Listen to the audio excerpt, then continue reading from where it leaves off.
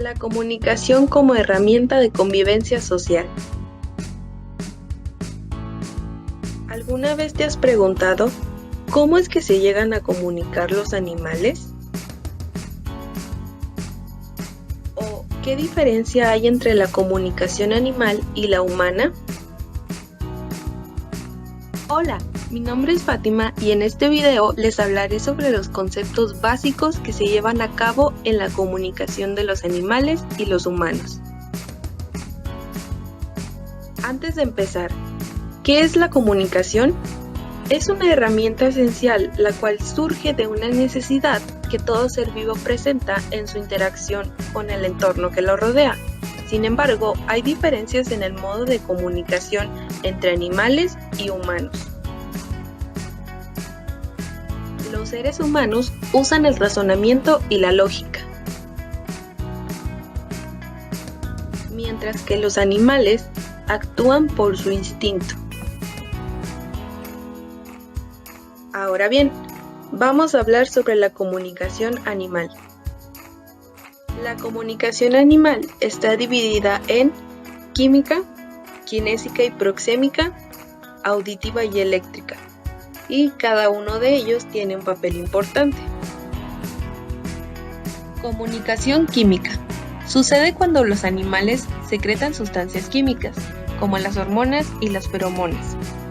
Esto se utiliza más que nada para la reproducción sexual y para alejar a los depredadores. Un ejemplo de este sería el zorrillo, el cual libera una sustancia apestosa que molesta y aleja a sus depredadores. Comunicación kinésica y proxémica. Cuando hay una comunicación kinésica, el animal realiza ciertos movimientos para dar a entender un mensaje. Un ejemplo podría ser un guepardo. Cuando éste quiere atacar a su presa, se pone en una posición de amenaza para así poder alcanzarla. En la comunicación proxémica, lo que cuenta es la distancia que mantiene un animal respecto a otro. Un ejemplo podría ser cuando los animales les hacen saber a otros que necesitan suficiente espacio para sentirse cómodos, como es el caso de las manadas. Comunicación auditiva y eléctrica.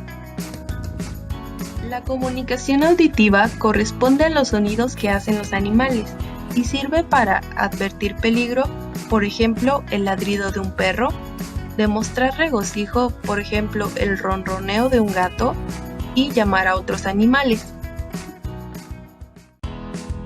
La comunicación eléctrica sucede en algunos tipos de peces, los cuales generan campos eléctricos en el agua alrededor de ellos, al emitir una serie de pulsos eléctricos. Un ejemplo de este podría ser la anguila eléctrica. Muy bien, ahora vamos a hablar sobre la comunicación humana. Existen dos tipos de comunicación humana. La primera es la verbal. Esta se divide a su vez en oral y escrita, y la segunda es la no verbal.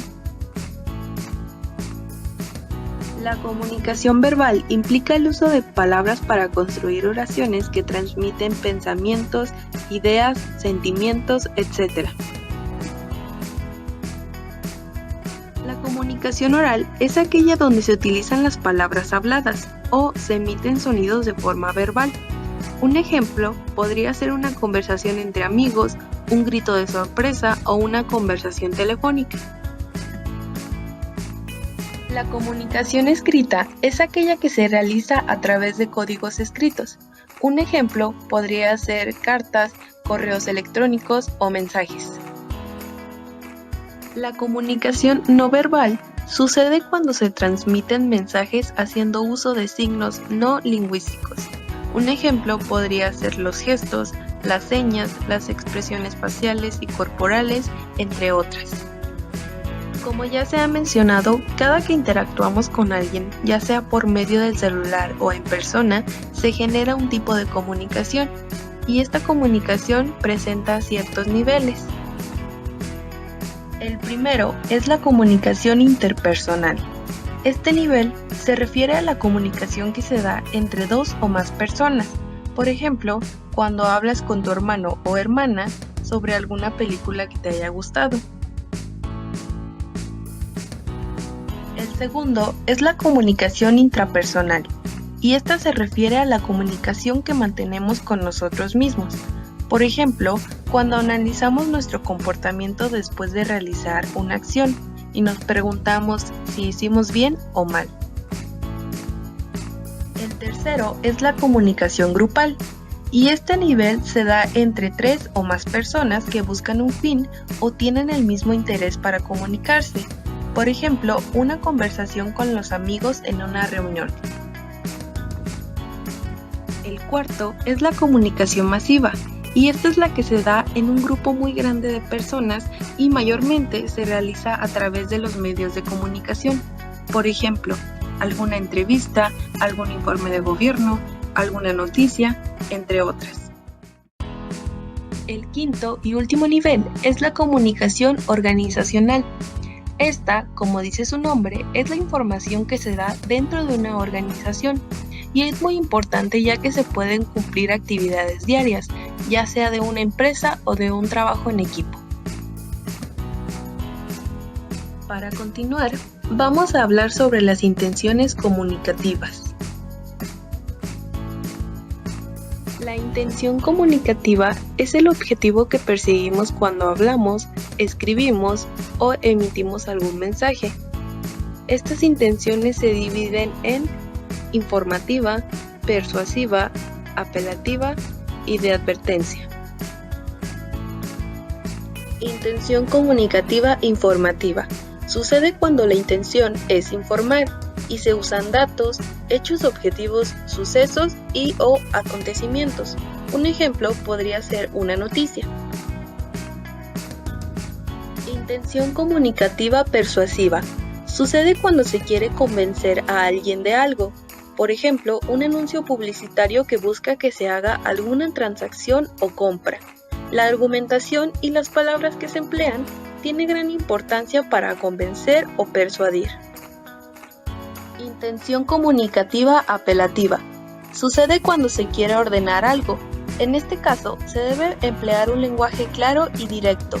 Un ejemplo podría ser un mensaje de silencio o bien un instructivo, ya que este indica paso a paso lo que se debe hacer. Intención comunicativa de advertencia. Sucede cuando se quiere prevenir sobre algún peligro o bien avisar sobre algún riesgo. Un ejemplo podría ser una construcción en proceso. Para finalizar, vamos a hablar sobre las funciones del lenguaje. Antes que nada, ¿qué son las funciones del lenguaje? Bueno, se podrían definir como los diferentes objetivos, propósitos y servicios que se da al lenguaje al momento de comunicarse. Función expresiva o emotiva. Esta consiste en expresar emociones, sensaciones, estados físicos, entre otros. Aquí el factor dominante es el emisor. Ahora bien, vamos a ver un ejemplo.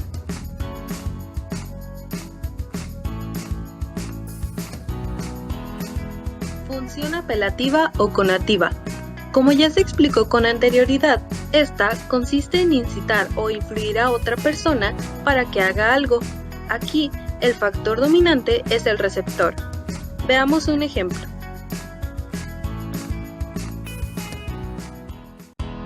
Función poética. Esta consiste en producir una sensación estática de agrado, belleza o gracia. Se presenta en textos literarios y en publicidad. Aquí el factor dominante es el mensaje. Ahora bien, veamos un ejemplo. Función referencial.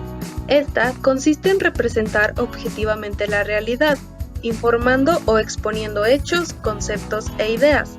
Aquí el factor dominante es el contexto temático. Ejemplos de este podrían ser artículos científicos, noticias, entre otros. Función metalingüística. Esta función está presente cuando se utiliza la lengua para hacer un estudio sobre una particularidad de la misma. Aquí el factor dominante es el código. Veamos un ejemplo.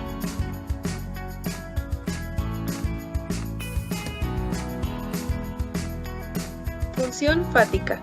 Esta se utiliza para iniciar, finalizar, prolongar o interrumpir una conversación. Aquí el factor dominante es el canal. Veamos el ejemplo.